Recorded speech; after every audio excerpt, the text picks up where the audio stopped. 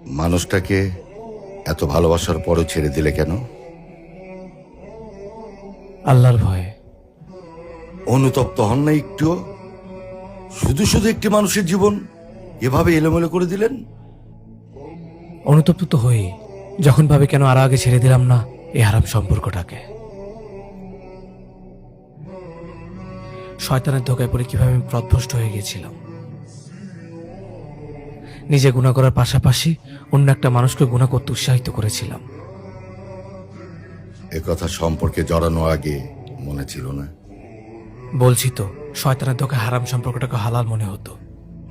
কোনো অশ্লীল কথা বলতাম না। তাই তাকে এইভাবে কষ্ট দেওয়ার কারণে সে যদি ক্ষমা না করে কখনো? তাতে কি, দিন শেষে তো নিজেকে এই কথা বলতে পারি, নিজের নফসকে তৃপ্তি দেওয়ার চেয়ে রবের সন্তুষ্টি আমার কাছে প্রাধান্য বেশি পেয়েছে। আলহামদুলিল্লাহ।